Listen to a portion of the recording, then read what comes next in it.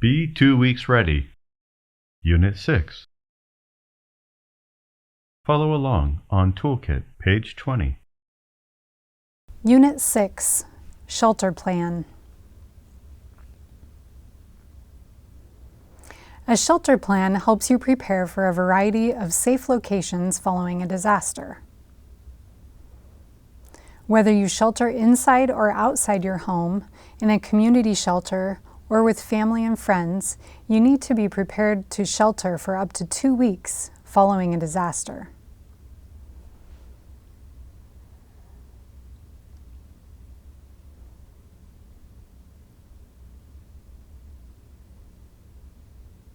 Quick start steps. How to make your place safer. Sheltering in place. Sheltering away from home. Pet evacuation checklist. Safety measures. How to make your place safer. Be aware of any hazards in your place. Once you know your hazards, you can take steps to make your place safer. For example, to reduce risk during an earthquake, you should secure items such as bookcases and dressers to the wall and lock the rollers of any large appliances or pieces of furniture. It's easiest to break up your projects into 3 categories.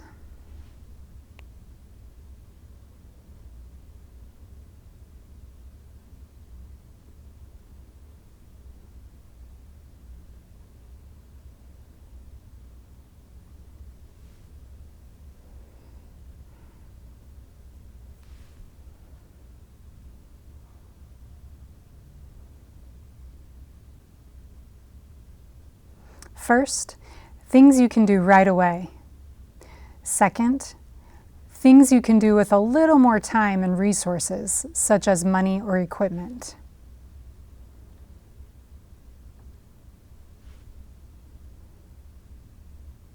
Third, things that will take even more time and resources, such as working with your landlord or contractor. Sheltering in place. Sheltering in place means you shelter where you normally live and severely restrict or eliminate outside travel. You may be urged to shelter in place in the event of a pandemic, hazardous material spill, or radiological incident. Many of the things you've already learned in the previous units come together in the shelter plan.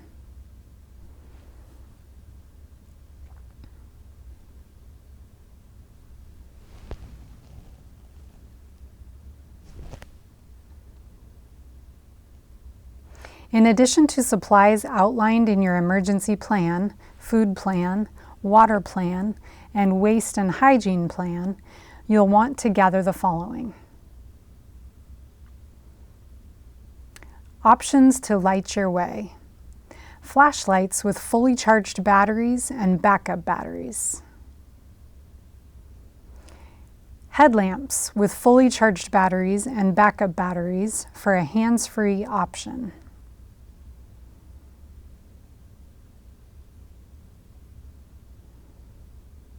Solar or hand-cranked lanterns that don't require batteries. First aid kit. Assemble your own or buy one pre-made. Maps. Have both a map of the area where you live and areas where you'll evacuate if you need to leave. Downed trees or flooded streets may force you to find a different way across town.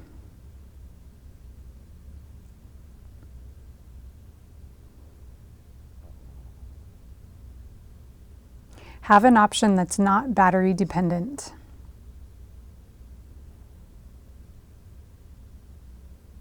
Adjustable pipe or crescent wrench. These will be needed to shut off utilities.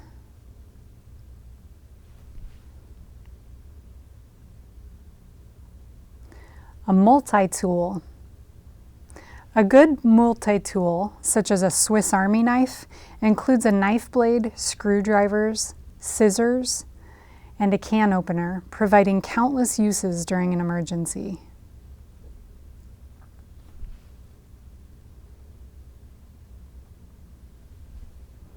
a radio. If the power grid goes down, you might not be able to get the latest news on your smartphone. A simple battery-powered weather radio that picks up AM, FM, and NOAA radio bands can help you stay updated on the current weather and emergency conditions. There are solar-powered and hand-cranked options available that don't need batteries.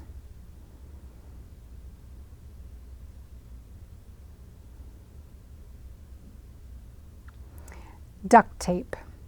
This multi-purpose tape can be very useful.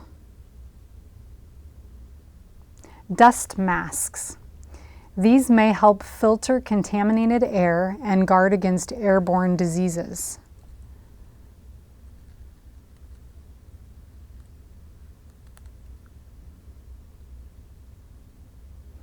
Fire extinguisher. Some extinguishers are only good for certain types of fires, such as electrical, grease, or gas. ABC extinguishers are designed for safe use on any type of fire, but they can only put out small fires, like a small trash can.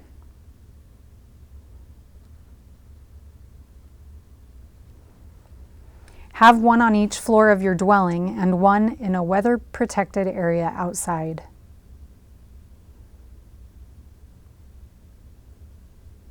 Teach everyone in the household how to use them properly. Your local fire department can show you how to properly use an extinguisher.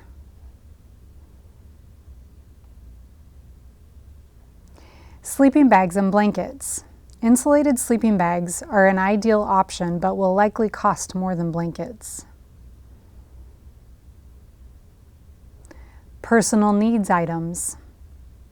Keep a supply of special needs items such as medications, extra eyeglasses, contact lens solutions, hearing aid batteries, menstrual hygiene products, items for infants such as formula, diapers, bottles, pacifiers, toys, games, books, your children's favorite stuffed animal, and any other items unique to your household.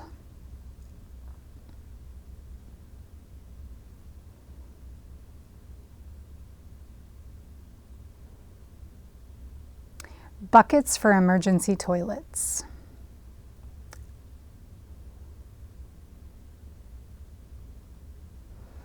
Plastic sheeting. These can be used to provide privacy for drying clothes or using the toilet.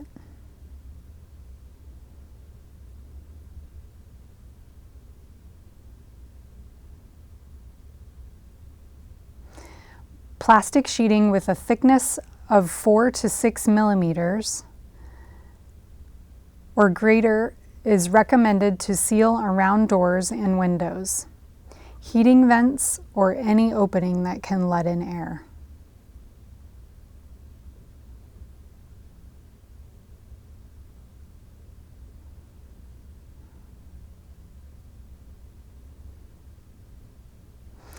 Go bag. All members of a dwelling should have a go bag of minimal essentials items within easy reach in case you must evacuate quickly. Many items that should be in your go bag are listed above. Be careful not to make these too heavy to carry. Having quick access to your go bag will make evacuation and sheltering elsewhere a bit easier. Refer to page 81 for more information on how to build a go bag. Sometimes it's not safe for you to stay indoors following a disaster, and you may need to camp in your background or nearby outdoor community space. You'll need everything outlined above, plus the following supplies. Tents or tarps. A tent or tarp tied between trees, fences, etc. will help shield you from wind and weather, no matter if it's raining, snowing, or hot. Rope. Clotheslines can be useful for many purposes, including setting up outdoor shelters. Rope should never be used near outdoor flames. Matches in a waterproof container. These will help limit your dependence on potentially volatile liquid or gas fuel sources for cooking or making an outdoor campfire.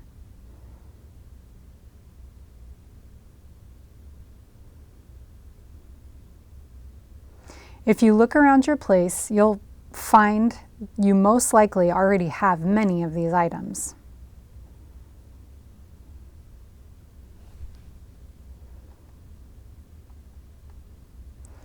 Sheltering away from home.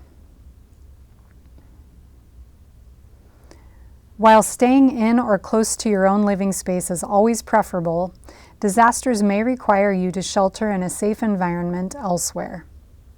This might include a community shelter or the home of a family member or friend. You should have a variety of options identified to be ready for almost any situation. Here's what you need to do if you must shelter away from home.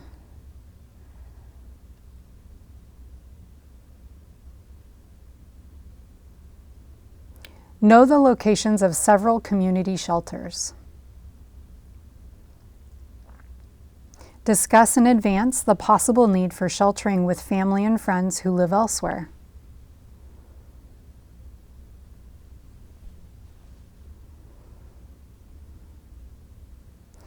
Take only the minimal essentials. Shelters will have food and water supplies, as well as toilet facilities, but you'll want personal items. This is true of children and those with special needs.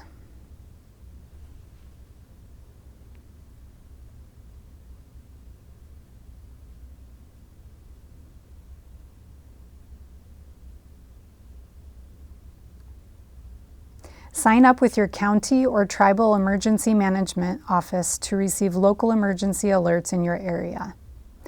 Visit www.oralert.gov.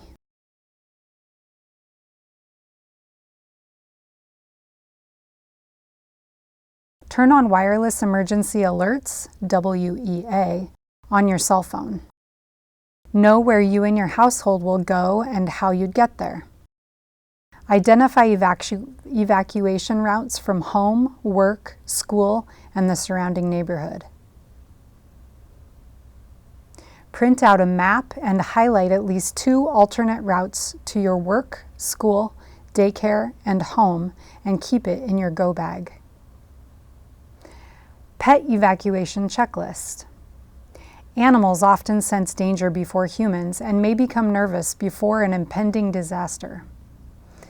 Know where pet shelters are in both your community and out of the immediate area. You should also consider any special items required for household pets, such as reptiles or birds. Create a pet go bag or box that includes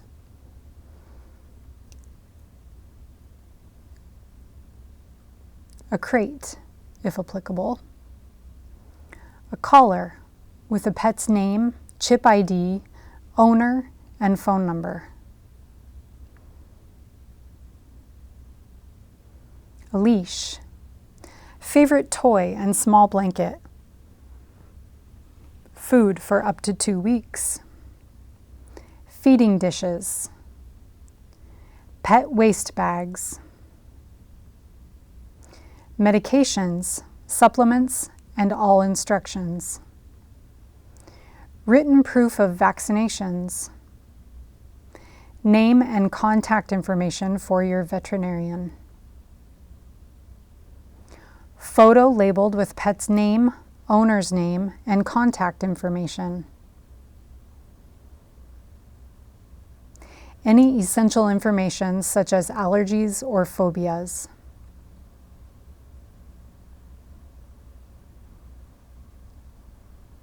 safety measures.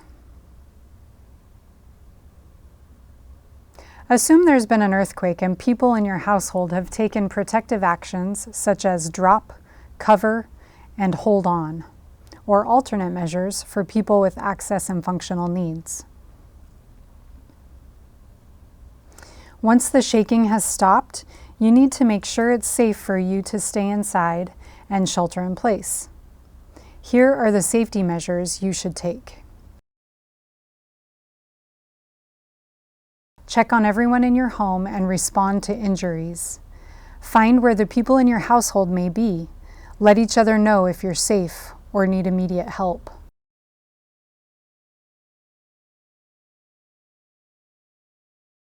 If anyone has stopped breathing, follow the American Red Cross guidelines on CPR at www.redcross.org/take-a-class/CPR/CPR-steps. Stop any bleeding, injury by applying direct pressure to the wound. Do not move seriously injured people unless they are in immediate danger of further injury. Cover injured people with blankets to keep them warm.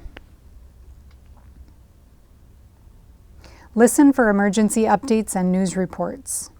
Your emergency radio will notify you of blocked roads in case you need to evacuate, boil water advisories in case area water supplies may be contaminated, and other important facilities that may not be available due to damage, such as hospitals, food stores, etc.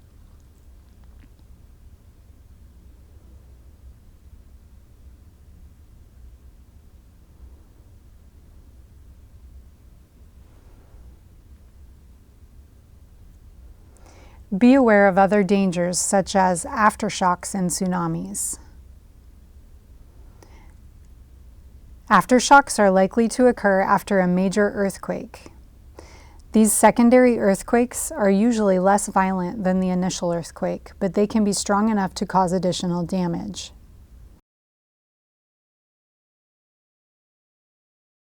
It may be aftershocks that make it unsafe for you to shelter inside, even if you determined it was safe at first.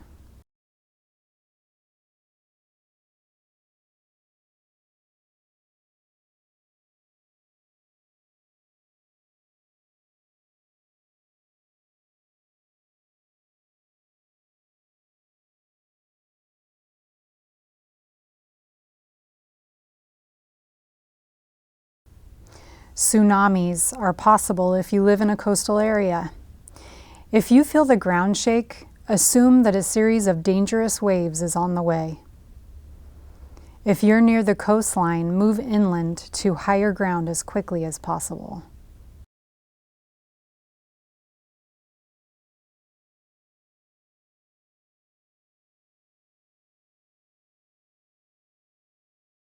Wear shoes. This will help you avoid injuries you could get from stepping on sharp objects that have fallen and broken. Put on shoes before checking for safety issues both inside and out.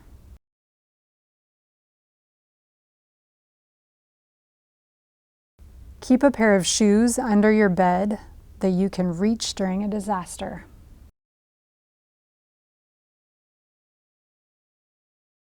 Extinguish small fires or evacuate to safety. If it's not possible to extinguish a fire, you must evacuate immediately. Try to contact the fire department, but understand they may not be able to get you in time during widespread disasters.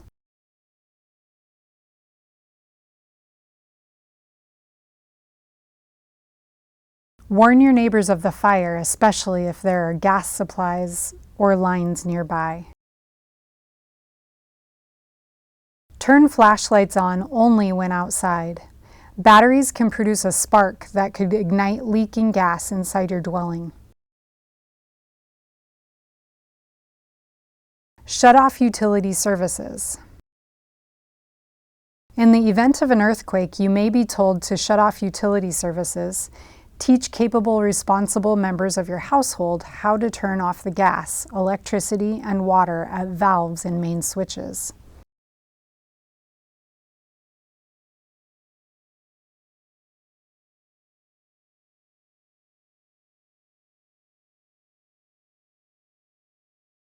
If you smell gas or see a broken line, shut off the main valve from the outside. Do not switch on the electricity again until the power company has first checked your home.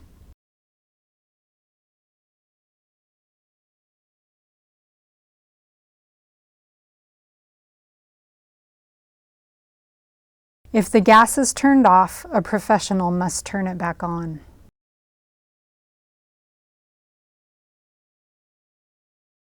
Never search for gas leaks with a lighted match.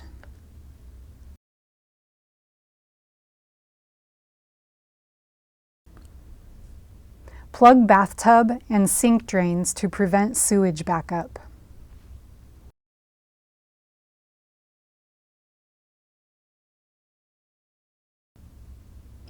Contact your local utility company if you need more information before a disaster, since you may not be able to reach them during a disaster.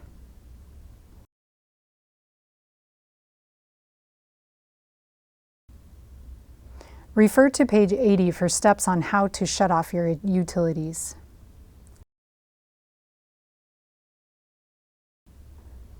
Check for structural cracks and damage. Look around chimneys and brick walls.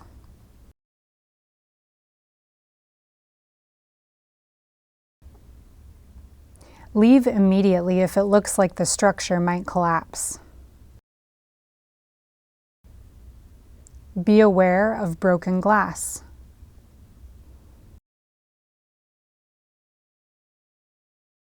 Check water and food supplies and appliances for damage. Throw away all food that may be spoiled. Prioritize what should be consumed first, such as dairy products.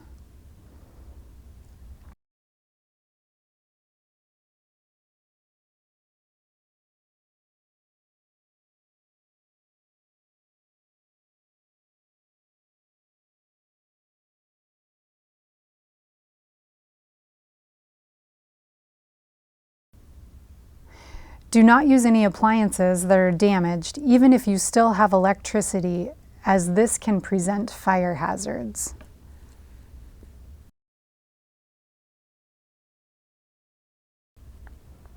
Check closets and cupboards.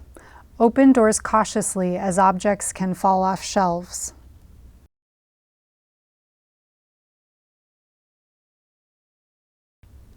Clean up spilled medicines, bleach, gasoline, and other flammable liquids. Do not put gasoline-soaked rags in a tightly closed container as it could catch fire.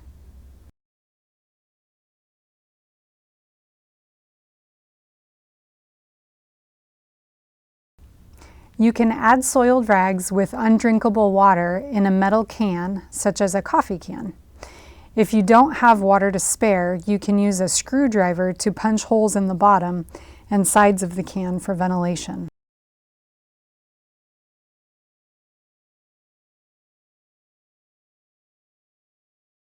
Put the rags inside and attach the lid.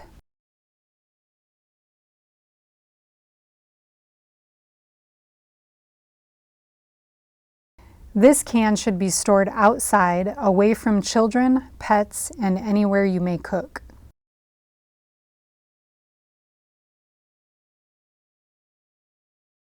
No one who smokes should be near these cans to avoid fire. Do not place the cans near campfires. Do not mix different types of soiled rags in the same container.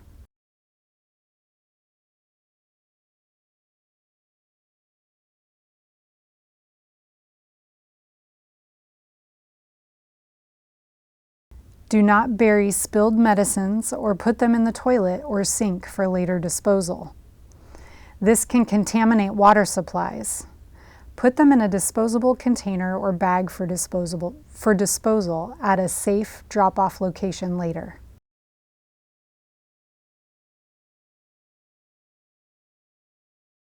Do not use your car unless you must evacuate.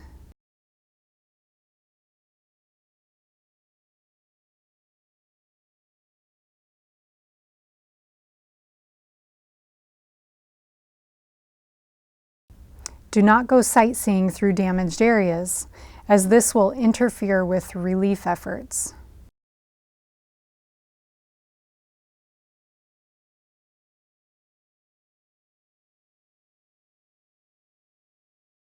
Keep streets clear for emergency vehicles.